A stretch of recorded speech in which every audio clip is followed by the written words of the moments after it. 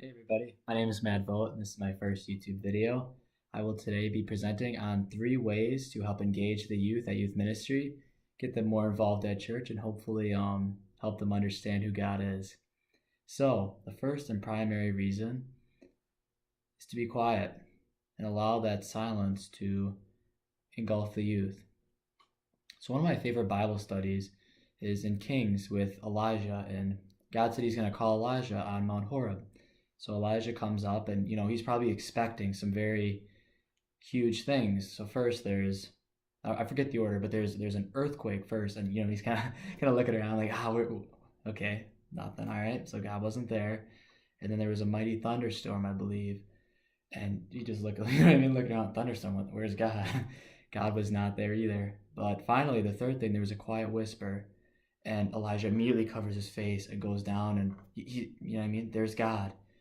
He's terribly afraid, and I think that's kind of the way that God encounters us in youth ministry. Is sometimes we think, I want to encounter the youth, I want to tell them this profound story, or maybe I want to show them this Bible verse that really struck me. And you do that, and it seems profound, but sometimes it's in that silence or in that gentle whisper of, a youth coming to their own opinion and saying, wow, that's what that meant in this Bible verse, or wow, God, that was the answer to my question. It's sometimes in that silence that God speaks to us, and I think can be sometimes the most profound moments that we have encountering God. The second way to encounter the youth is when you participate, really discern where that's coming from. The discernment of spirits was invented by St. Ignatius, who's the founder of the Jesuit order. It was about 500 years ago. St. Ignatius, just a solid guy. Started the Jesuit order, just missionaries all across the world, converted hundreds of thousands of people. Just an insanely gifted saint. Started the Jesuit order, and he also started this discernment of spirits, which is when you feel something in your heart, it's either from God or Satan. How do you determine if that's God or Satan? And one of the ways, and I just look up Discernment of Spirits by St. Ignatius. That's going to get your best. There's a lot of books. There's his 13 pillars, all that. I won't get into that too much in depth, but one way that I use that I think also pertains to youth ministry is what's behind that thought. So for instance, last Wednesday I had a couple thoughts in youth ministry, and they came with anxiety. Like, you need to share this now. You need to get offended right when someone's done talking. You have to share this. And I'm just like, why is that coming out of me? Like, where's that anxiety coming from? I'm so confused. It wasn't from God, it was from Satan. And Satan wanted me to disrupt the flow of the conversation, to input something that I thought would have a profound experience or help somebody, and it wouldn't have at all. It would have been useless.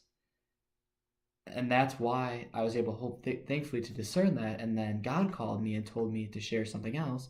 And once again, I went through that discernment process, and it was a peaceful, like, you can share this if you want, and it would go away. And it came up 2 or 3 times, and I'm like, should I share it? But there was peace with that decision. That's how I knew that's God calling me, and that's not Satan saying, please do this, you have to know. And that's where we think as youth ministers, we can't have that thought of, I need to change them, I need to convert them. No, we're instruments. We're the hands and feet of God, working to help them. We're not God trying to convert their minds and hearts. And the third reason is let the youth discover God. You are not a prophet. I think this kind of goes back to 1 and 2 for sure. But let them ask them questions and then sit back, Let them talk. Let them come to those conclusions. Ask them, maybe, do you guys have any questions? Any things that came up during the week? Maybe one of their buddies is talking about this, or they had a question at school, or a teacher pondered this. Let them dictate the conversation, because once they come to those ideas on their own, that's when they're going to encounter God, and that's when they're going to understand who He is and feel that love and peace and purpose in their lives. We think that we can, as a youth ministers, we can, I think that I can do this, or this worked for me, so this is going to work for you. Well, I can't speak for a lot of you, but I would say a lot of the people watching this video are probably at least 40 or 50, maybe even in your 60s. You haven't been in middle school and high school 40, 50 years. You don't know what these kids are going through. And even myself, I graduated high school about 4 years ago. I still don't understand what they're going through in a lot of the senses, which is why I know God will speak to their hearts, and God knows exactly what they need. Let me just be there. Let me be the instrument in the hands and feet of God, but not, I have to do this on my own. No. And it also relieves a lot of the pressure of, we're there, we're going, whatever night it is, and it's only an hour and a half. But if I'm an open vessel of God and I'm willing to take what he gives me and immediately share it to the youth, I can't screw up what God wants in our lives and in their lives and in the church. Thank you guys for all watching. I hope you guys all have a great day. I'll be praying for each and every one of you. Just keep trusting in God, hoping in his abundant love and mercy, and just remember, you all have purpose and you are all loved. Thank you and have a great day.